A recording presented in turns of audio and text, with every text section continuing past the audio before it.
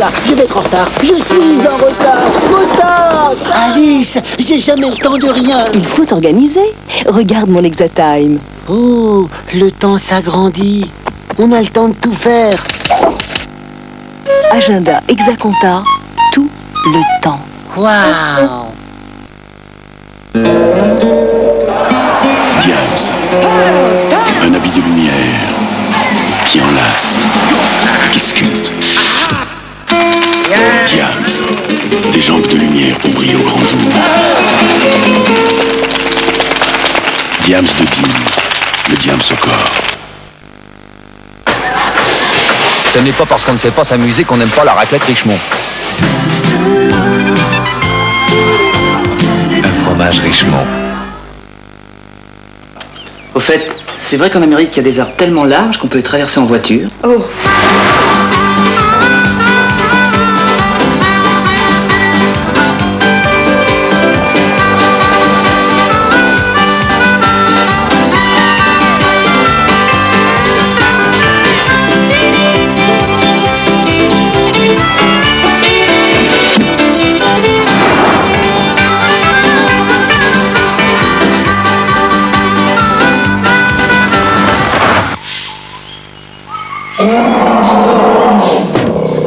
Et les koalas en Australie, tu crois qu'ils sont végétariens?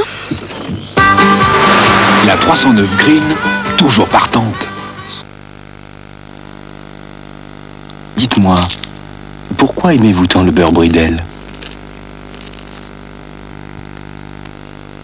Parce que le beurre, quand c'est bon, il n'y a rien de meilleur. Beurre Bridel. Monsieur, cette machine ne marche pas. Ah. Vous appelez ça laver? Non. Alors? K2R détachant avant lavage. Avant chaque lavage, pulvérisez K2R détachant avant lavage sur les taches et les salissures. Lessive et hop, en machine. Et tout est impeccable. K2R détachant avant lavage, l'assurance détachage. Oui, ben on peut se renseigner, hein. C'est moi, le Provapeur Philips. Pas de panique. Avec ma réserve d'1 litre, je travaille longtemps. Et comme j'ai la vapeur sous pression, pas un pli. Sans appuyer et sans repasser. Résultat, très pro. Un vrai bonheur, non? Provapeur Philips. Philips, le temps de vivre. Faute. Qu'est-ce qui se passe, Gérard? Des traces. Ah, ça, impossible. Mais enfin, je sais ce que je dis, des petites traces un peu partout. Tiens, regarde. Mais je ne vois rien. Tu permets? C'est là qu'elles sont les traces, sur tes lunettes. Aucun doute, elle utilise Galaxy, le premier gel de lavage. Il se dissout parfaitement en une solution puissante et efficace et laisse une brillance incomparable.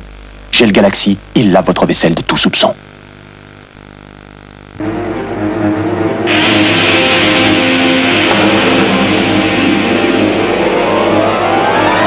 Brut de Fabergé. Hello, darling. Oh, hello, darling. It's so nice Brut. to have you back where you belong. Brut. You're looking swell, darling. Brut de Fabergé. L'ivresse d'un grand parfum. Ado, et chaque jour renaît la lumière. Ado, les rideaux à la lisière d'or. Ado, une valeur sûre. Pour retrouver votre énergie, pensez Supradine à l'acide folique. 12 vitamines, 7 minéraux dans un comprimé à avaler tous les matins pendant 10 ou 20 jours. Supradine à l'acide folique est un médicament pour les adultes et les plus de 15 ans.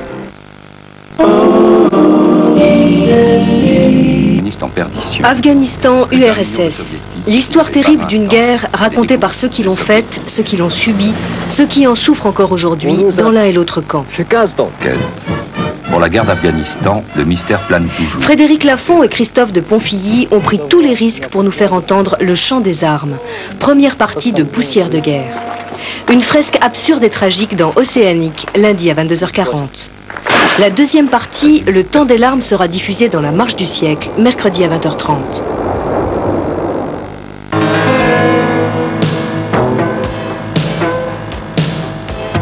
Leur objectif, découvrir des sujets encore inconnus du public et faire partager le risque et l'émotion. Marc Ribou, Gérard Géry, Jean Gomy nous font vivre la passion de la découverte.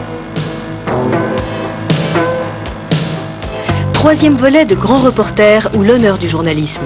Sur les routes de traverse, mardi à 23h10.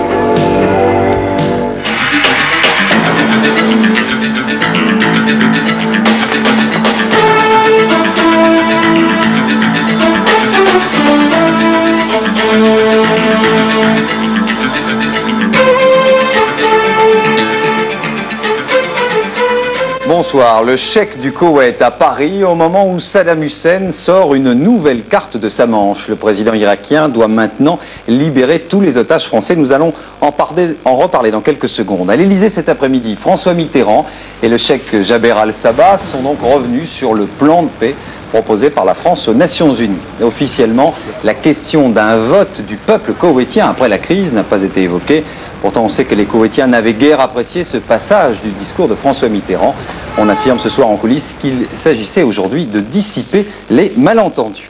La France qui est donc ce soir dans une position un peu délicate. L'Irak propose une libération de tous les otages, libération qu'il serait bien sûr difficile de refuser, même si l'on rappelle à Paris que ce geste doit concerner tous les otages sans aucune distinction de nationalité. L'Irak doit prendre une décision officielle demain. Commentaire de Joël Hazard. La libération de tous les otages français retenus en Irak et au Koweït, c'est le va-tout joué par Saddam Hussein dans la partie de poker menteur engagée depuis 2 mois avec Paris. Le Parlement irakien devrait en effet débattre demain du départ de tous nos ressortissants. En faisant miroiter cette perspective, Saddam Hussein cherche à encourager les adversaires de la logique de guerre. Interrogé ce matin par la télévision japonaise, le numéro 1 irakien a tendu la perche à Paris en déclarant que les propositions formulées par le président Mitterrand aux Nations Unies méritaient d'être prises en considération. Confronté aux effets du blocus, rationnement d'essence et aux menaces d'une intervention américaine plus précise, le dispositif bouclier du désert est fin prêt, l'Irak cherche de toute évidence à négocier. Amener Paris à rompre l'embargo du dialogue, c'est la nouvelle carte de Saddam Hussein, prompt à exploiter les failles dans la position française. Le redéploiement français en Arabie Saoudite, notre nouveau dispositif terrestre devant placer nos troupes à l'arrière des forces syriennes et égyptiennes, est perçu par l'Irak comme une forme de recul. En brandissant aujourd'hui la carte des otages français, Saddam Hussein tente donc de mobiliser l'opinion publique française en vue d'une négociation. Jean-Pierre Chevènement, à l'heure de vérité, ce soir sur Antenne 2, le ministre de la Défense a estimé que la balance dans le Golfe penche encore nettement du côté de la guerre plutôt que de la paix. Et puis, notre présence dans le Golfe, la facture devrait être de 3 milliards de francs d'ici à la fin de cette année, a indiqué Jean-Pierre Chevènement. Au Liban, c'est la réconciliation qui a été assassinée avec le massacre de la famille Chamoun. Il reste ce soir une normalisation sous contrôle syrien. Journée de rumeurs et de peur pour toute la communauté chrétienne. À Beyrouth, le correspondant de l'agence France-Presse. Tout le pays chrétien s'est mis en grève aujourd'hui en signe de deuil après l'assassinat de Dani Chamoun. Il faut dire que la population dans l'ancien siège du général Aoun, maintenant sous contrôle syrien, n'a pas beaucoup d'autres moyens de protester contre ce qui se passe. Parmi ceux, et ils sont nombreux, qui avaient appuyé le général, c'est la peur. De plus en plus de gens pensent à fuir, craignant la multiplication des assassinats. On ne compte plus les anciens officiers du général qui ont mystérieusement disparu depuis la semaine dernière, probablement arrêtés par l'armée syrienne. Chez le reste de la population, c'est surtout l'écœurement devant l'assassinat de toute une famille, devant l'impuissance de l'État à la protéger, devant les belles promesses d'union nationale dont on n'a encore rien vu. Beyrouth, Assil Tabara, AFP Audio. En Israël, l'engrenage de la haine depuis la tuerie de l'esplanade des mosquées, actions de représailles et attentats se multiplient. Juifs et Arabes sont face à face. Pour l'instant, c'est l'armée et la police qui maintiennent un calme très précaire. Inquiétude et pessimisme en Israël. Nathalie Ether. Jérusalem sous haute surveillance. Des centaines de policiers à chaque coin de rue. Depuis hier soir, les Palestiniens des territoires occupés sont interdits d'entrer dans la capitale. Des mesures de sécurité exceptionnelles qui témoignent du climat de peur et de violence qui règne en Israël, mais aussi en Cisjordanie et dans la bande de Gaza. Ce matin, cet Israélien a été poignardé dans le dos. Son agresseur, un jeune Palestinien, a pris la fuite. Même scénario, quelques heures auparavant, 2 soldats israéliens blessés à coups de couteau et de hache, l'un à Jérusalem, l'autre à Gaza. Enfin, cet après-midi, un adolescent de Cisjordanie a été tué par l'armée israélienne. Cette flambée de violence survient au lendemain d'un triple assassinat en plein cœur de Jérusalem. 3 Israéliens poignardés en quelques minutes par un Palestinien de 19 ans. Celui-ci aurait ainsi voulu venger les 21 Palestiniens tués le 8 octobre dernier sur l'esplanade des mosquées. Côté israélien, c'est l'indignation. Certains parlent même de peine de mort. En 48 heures, la tension entre les 2 communautés n'a cessé de monter. Le pétrole dégringole. En 10 jours, le prix du baril est passé de 40 à 28 $. Recul accentué par la baisse du dollar qui nous permet donc de payer moins cher ce pétrole. Les compagnies affirment que tout cela va bientôt se répercuter à la pompe. Mais il a tout de même fallu que Pierre Bérégovoy intervienne hier publiquement pour accélérer le phénomène. Invité de l'émission 7 sur 7 sur TF1, le ministre de l'économie et des finances a demandé un super à 5,88 francs. Claude Guénaud. 2 facteurs expliquent la descente du baril à 28 $. L'un psychologique, les marchés croient de moins en moins à la possibilité d'une guerre dans le Golfe. L'autre facteur, c'est l'augmentation de la production de l'Arabie Saoudite et des autres pays producteurs. Le pétrole irakien et koweïtien sous embargo se trouvant maintenant remplacé.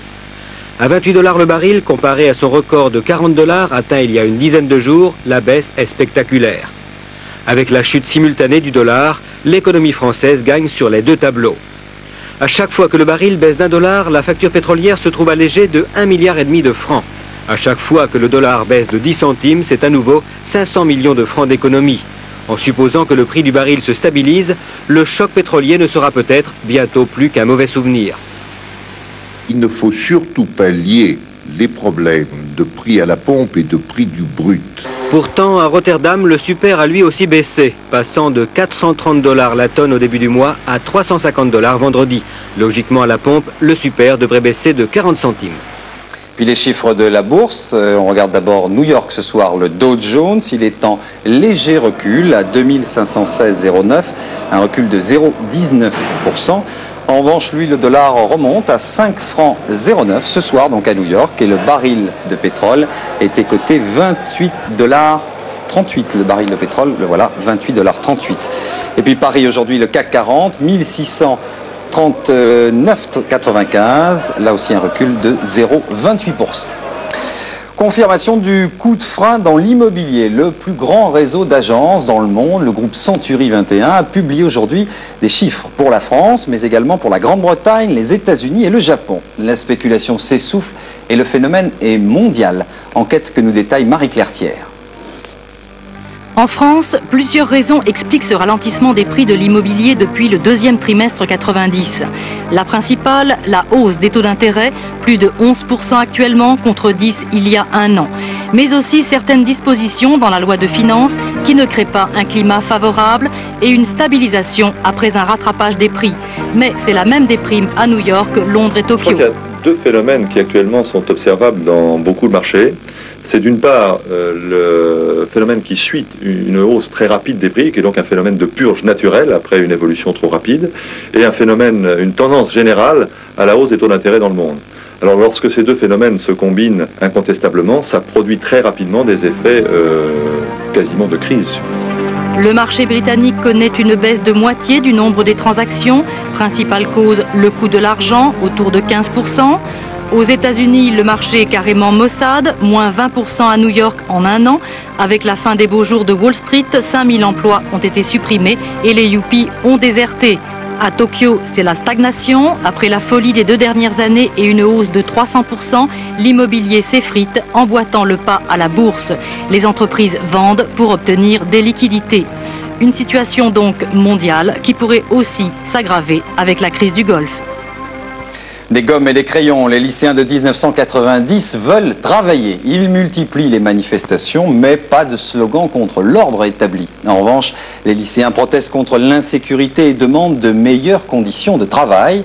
Une délégation a été reçue aujourd'hui par Lionel Jospin. Un ras-le-bol très corporatiste. Reportage Marie-Odile Pagnaise et Philippe Basquin. Mobilisation bonne, organisation peut mieux faire. Cet après-midi, les jeunes du service d'ordre ont eu bien du mal à contenir la fougue et le chahut de ces milliers de lycéens venus manifester. Qu'ils soient élèves de la région parisienne ou représentants d'une dizaine de lycées de province, les mêmes slogans.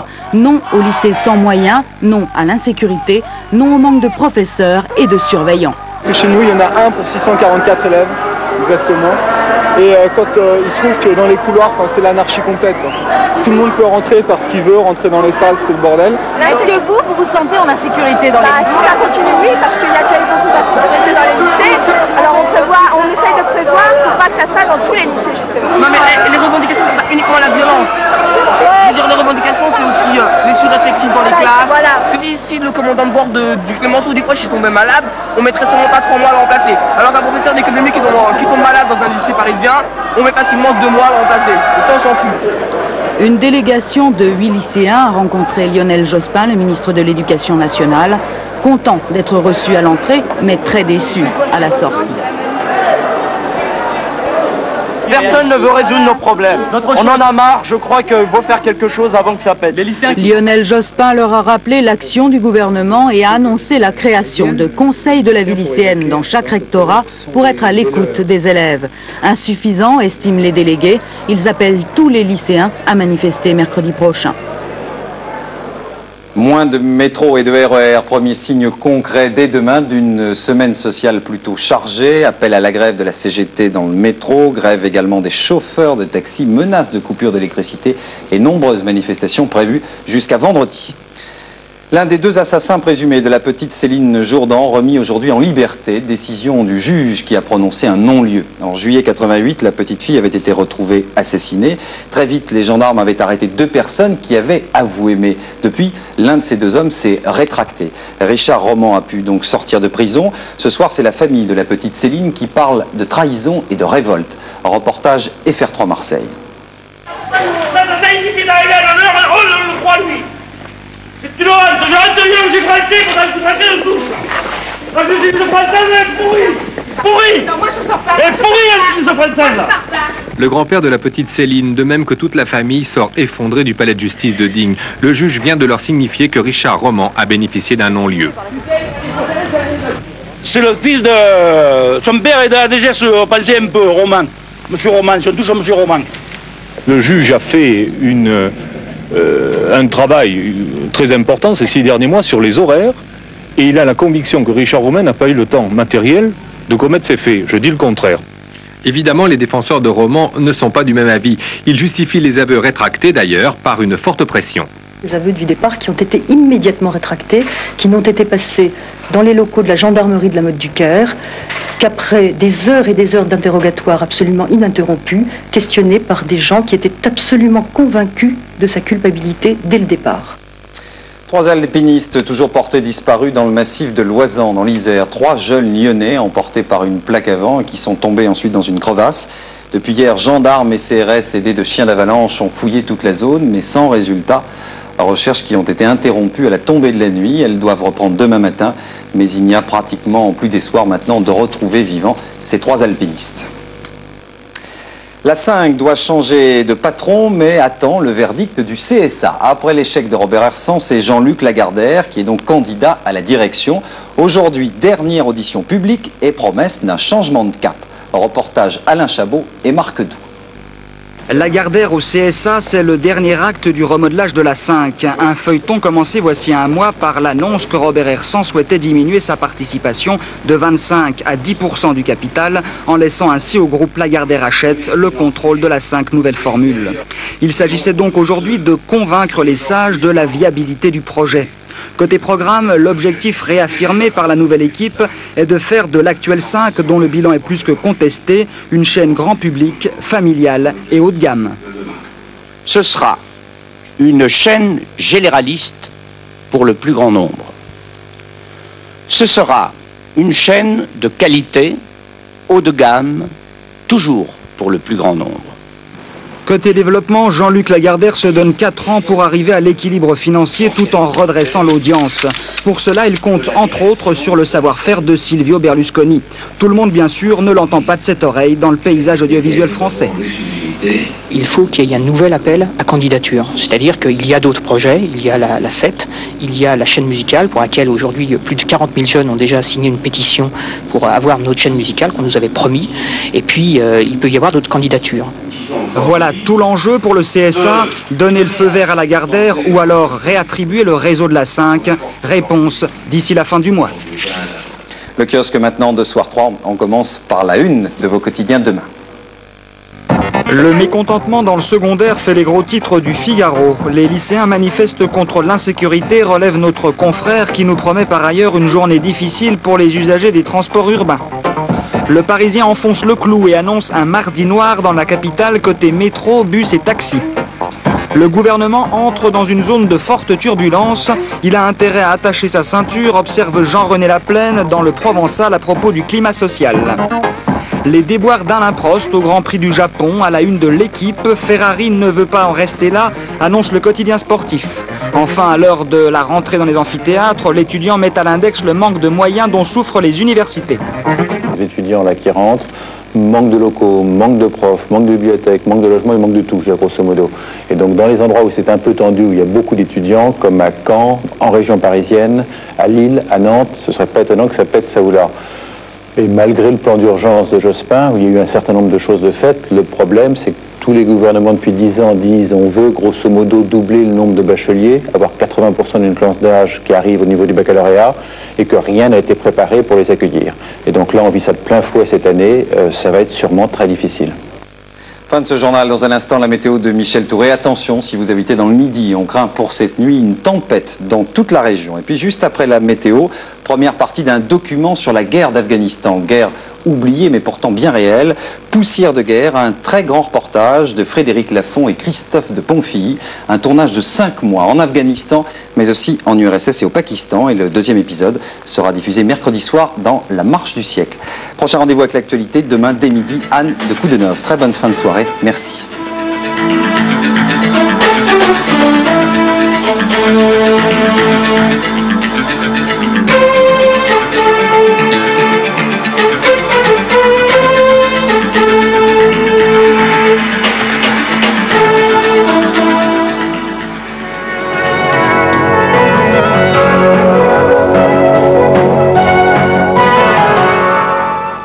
Bienvenue madame, mademoiselle, monsieur pour vos ultimes nouvelles du ciel. Cette nuit et demain matin, tempête en Méditerranée, ce sera évidemment le fait météorologique du bulletin qui va suivre. Voyons la situation générale ensemble tout de suite avec cette énorme masse anticyclonique qui depuis plusieurs jours s'est installée sur les pays de l'Est. Vous voyez la 1020 hectopascales, la 25, la 30 et cette perturbation qui nous vient du sud-ouest et qui va se frotter aux hautes pressions et nous apporter des vents forts et des précipitations violentes. Voyons les prévisions matinales. Une seule carte suffira pour le matin évidemment car l'après-midi nous en faudra une autre. Au nord-est d'une ligne Caen-Aurillac-Nice, plus ou moins belle présence du soleil. De la Normandie et de la Bretagne au golfe du Lion, grisaille, dégradé de précipitations souvent violentes sur le sud. Sur l'extrême sud-ouest, gros nuages, tout petit soleil.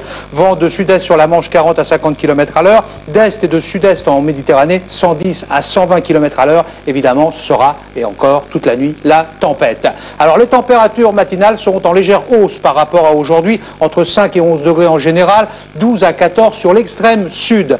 Voyons l'évolution du temps au cours de journée car évidemment il y aura évolution. Voyez la carte avec moi, elle est sur votre écran. Au nord-est d'une ligne Paris-Chambéry, soleil de plus en plus voilé. Ailleurs du nord-ouest au sud, nombreux nuages souvent porteurs de précipitations localement orageuses et violentes, surtout du massif central aux Pyrénées et à la Corse. Persistance du vent de sud-est sur les côtes de la Manche, 40 à 50 km à l'heure. Régression des vents de secteur est en Méditerranée, rafales 90 à 100 km à l'heure. Et les températures de l'après-midi, me direz-vous, eh bien, seront agréables. Voyez avec moi, pas de problème pour ces températures, entre 15 et 22 degrés, 17 à Brest, Paris, Grenoble. 20 Bordeaux, Marseille et 22 records du jour à venir pour Ajaccio. En ce qui concerne l'avenir, mercredi, eh bien, début d'amélioration sur le sud-est. Ils souffleront ailleurs, nuages et éclaircies. Belle fin de soirée avec nous sur FR3.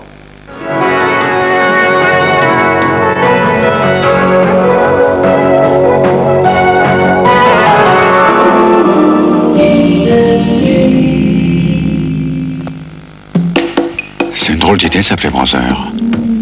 C'est vrai s'appeler frère quand on fabrique des machines à écrire, des télécopieurs, des copieurs couleurs, des imprimantes.